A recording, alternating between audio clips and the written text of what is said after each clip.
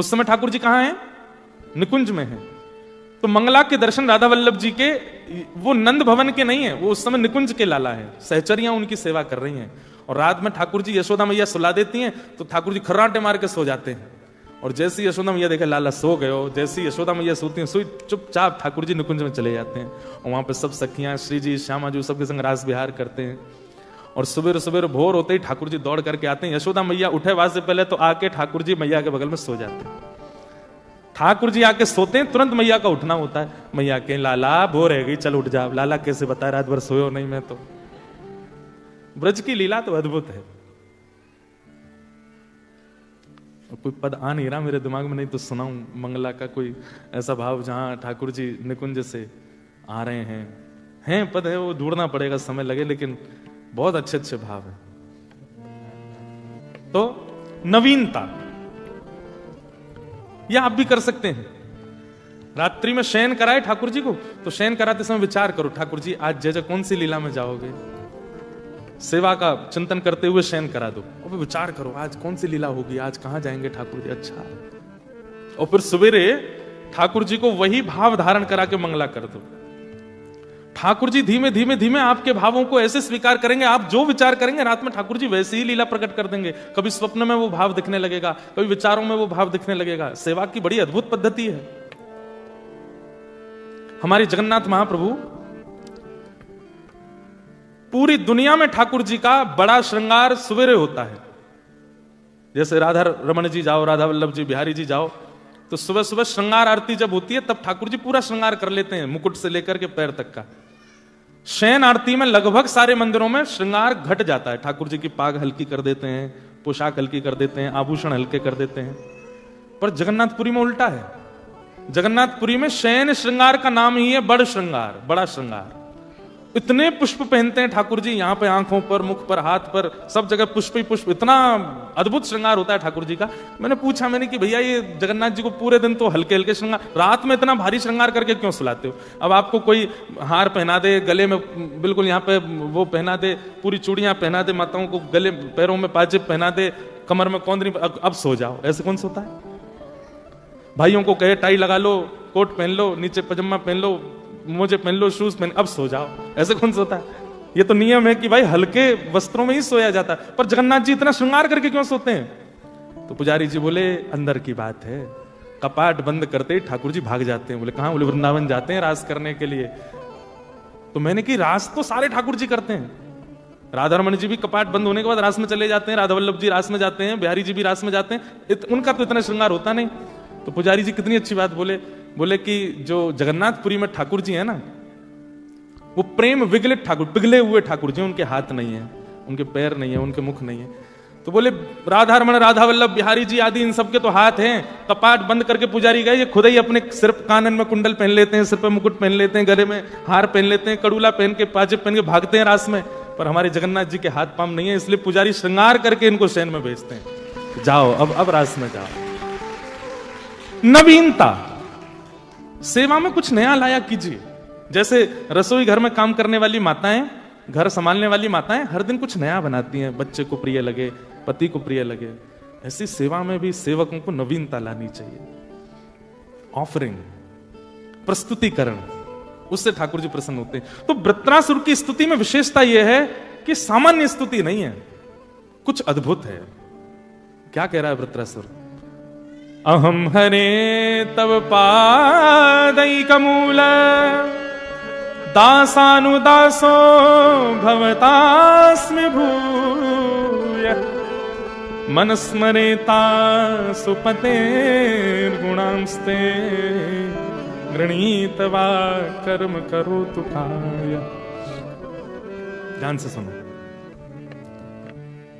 बैठ गया वृत्रासुर और ठाकुर जी से कहा, हे हरि, मुझे आपके चरणार विंद नहीं चाहिए। लो, सब तो ये कहते हैं कि हरि जी माने चाकर राखो जी, मीराबाई कहती हैं।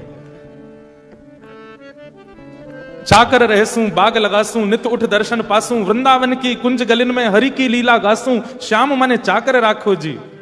मीराबाई कहती मुझे आप अपने यहां नौकरी दे दो, मैं आपके चरण दबाऊंगी, वृंदावन की सफाई करूंगी, पुष्प बंगले लगाऊंगी, खूब बढ़िया आनंद कराऊंगी, नाथ मुझे चाकर दे दो, चाकरी दे दो। लेकिन यहां पर वृत्रासुर क्या कह रहा है, ठाकुर जी मुझे आपके चरण नहीं चाहिए। लो, यहीं ठाकुर जी के कान खड़े हो गए। बोले सब ने ये गाया कि नाथ आपके चरण दे दो, आपकी शरण दे दो, आपका सानिध्य दे दो। ये पहला वक्त आया। यहीं से पता चलता है कि ऑफरिंग ही खींच रही है ठाकुर जी को, प्रस्तुतिकरण ही अलग है। भगवान मानो आकाश से देख रहे हो, मेरे चरण नहीं चाहिए तो फिर क्या चाहिए? वृत्रासुर कहता पहले वचन दो, जो मांगूंगा सो दोगे। भगवान बोले अब तो देना पड़ेगा भाई, कुछ नया बोल रहा है, मांग क्या चाहिए? हमारे नहीं चाहिए। अच्छा जरूर लक्ष्मी जी के चरण चाहिए होंगे, हम धन है ना, साक्षात लक्ष्मी वही चाहिए होंगी तुझे। क्या चाहिए बता? बोले आपके चरणार विंद नहीं चाहिए। ठाकुर जी बोले नहीं चाहिए तो फिर चाहिए क्या?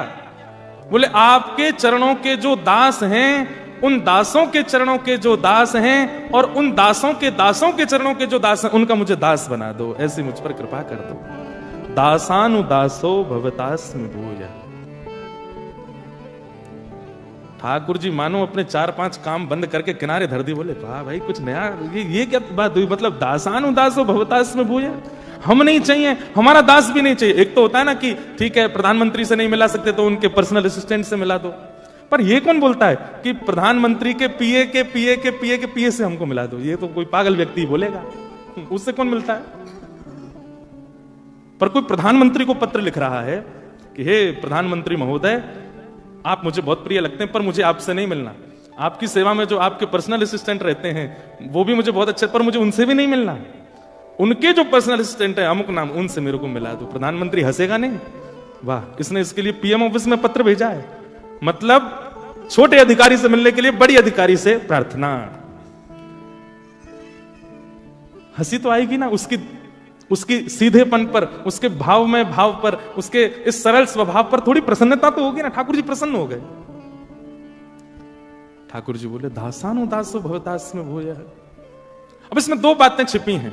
पहली बात कि इतने बड़े अधिकारी से इतने छोटे अधिकारी से मिलने की प्रार्थना करना, ये उनको खुश कर देगा, थोड़ी हंसी दिला देगा। और दूसरी बात, भक्ति सिद्धांत में ये सर्वोपरि है।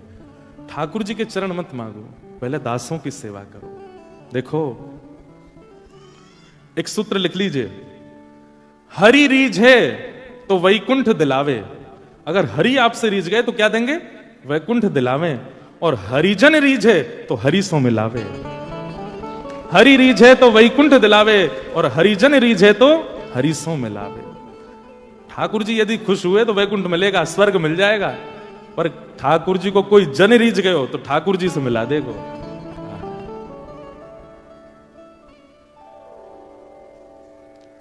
दासानुदासो भवतास्मि भूयः। मुझे आपका नहीं, आपके चरणों में रहने वाले दासों के दासों का दास मुझे बना दो, ये कृपा मुझ पर कर दो नाथ। ये भक्ति का सिद्धांत है। हरि सेवा बाद की वस्तु है, पहले हरिजनों की सेवा, हरि भक्तों की सेवा वो पहले कर लो।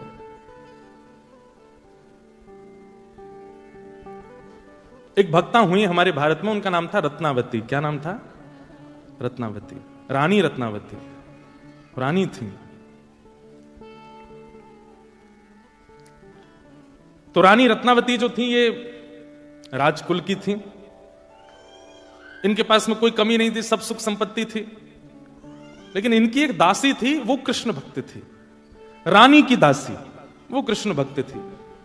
तो रानी जब भी एकांत में अपने कक्ष में जाती तो इनकी जो दासी थी वो कमरा साफ करते हुए, कभी इनके कपड़े लगाते हुए, कभी इनके वस्त्र आभूषण रखते हुए उस समय कृष्ण कृष्ण कृष्ण कृष्ण कृष्ण जपती रहती थी। रानी कृष्ण से परिचित नहीं थी, लेकिन दासी के मुख से जो कृष्ण शब्द का उच्चारण होता था उससे रानी को बहुत सुख मिलता था। तो कभी कभी रानी उसके पास जाती और दासी से बोलती, ये तू क्या बोलती रहती है, मुझे बहुत अच्छा लगता है, ये किसका नाम है?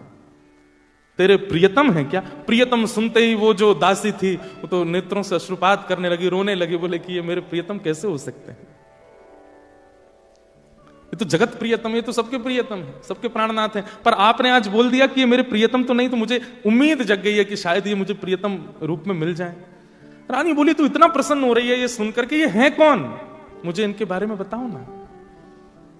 पर वो जो दासी थी वो बस कार्य करते हुए निकल जाती, नहीं बताती कि कृष्ण कौन है। प्यासे को पानी ना पिलाओ तो जल की महिमा, जल की उपमा और तीव्र हो जाती है, मिलन की चाह और ज्यादा हो जाती है। रानी व्याकुल हो गई। अब तो वो यही सोचती रहती है, कौन है ये मुझे बताती क्यों नहीं है। कभी फिर पकड़ लेती है, तूने बताया नहीं उस दिन ये कृष्ण है कौन। तो दासी बोली, आपको जान के क्या करना है। बोले कि मैं रानी हूं, मैं चाहे जो जान सकती हूं। बोले ठीक है, परंतु कृष्ण से हो क्या रहा है, ये नाम सुन के आपको कुछ अनुभव होता है। बोले अनुभव तो कुछ नहीं होता, पर बस अच्छा लगता है जब तू बोलती है और बोलते हुए काम करती है, मुझे अच्छा लगता है, इसलिए मेरी इच्छा है जानने की ये कौन है। रानी ने लीलाएं सुनाई कि वही ब्रजेंद्र नंदन, नंद नंदन, यशोदा मैया के लाला श्री कृष्ण हैं, जो ऐसी लीला करते हैं। आदि आदि सब लीलाएं सुनाई। लीला सुनकर के वो रानी बड़ी खुश होती है। अब तो वो पूरे दिन चिंतन करती है, अच्छा ऐसे माखन खाते हैं, ऐसे गोपियों के यहाँ जाते हैं, ऐसे भाव रखते हैं। 2-4 दिन तो रानी को अच्छा लगा। फिर रानी कहने लगी, मेरे को इससे संतुष्टि नहीं हो रही है, अब मेरे को कुछ और जानना है, मुझे कुछ और बताओ, मेरे को व्याकुलता हो रही है, इनसे मुझे मिलना है। कैसे संभव होगा। देखो, एक दासी के प्रति दासत्व का भाव ले आई है रानी, तो जीवन में ठाकुर जी आ रहे हैं। भगवत भक्त की जाति नहीं होती, भगवत भक्त की पदवी नहीं होती। भगवत भक्त तो भक्त होता है, चाहे वो ब्राह्मण हो, चाहे वो क्षत्रिय हो, चाहे वो विदेशी हो, चाहे वो देसी हो, वो भक्त ही होता है। उसकी शरण ले लो, उससे भगवत प्राप्ति निश्चित है। वृत्रासुर ने अपने प्रथम श्लोक में भक्ति का सूत्र बताया। ठाकुर जी नहीं, ठाकुर जी के चरणन को दास बनो, दासों के दास बनो। रानी कहती, मेरे मन को संतुष्टि नहीं हो रही है, और कुछ बताओ। तो एक दिन दासी ठाकुर जी का ललित त्रिभंगी स्वरूप लेकर के आई और रानी की सेवा में ठाकुर जी पधरा दिए। बोले कि अब इनकी सेवा प्रारंभ कीजिए, उससे सुख मिलेगा। पहले कथा जीवन में आती है, फिर सेवा जीवन में आती है। सेवा जीवन में आ गई, अब तो रोज श्रृंगार करती हैं, रोज सजाती हैं। पहले जीवन में कथा आती है, कथा सुनते सुनते फिर भगवत भक्त जीवन में आते हैं, ठाकुर जी के भक्त जीवन में आने लगेंगे।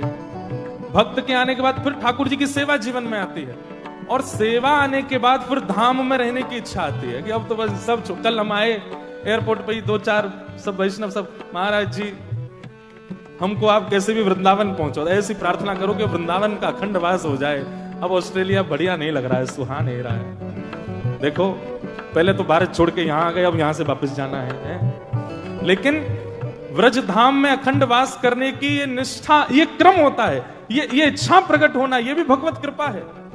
धाम में इसलिए नहीं, यहां जैसी फैसिलिटी नहीं है, यहां जैसी सुख सुविधाएं नहीं है धाम में, लेकिन फिर भी आप सब तज के वृंदावन वास की इच्छा रखते हो। एक बात हम बोल दें, इतनी सुविधाओं में रह करके भी ऐसे स्थान पर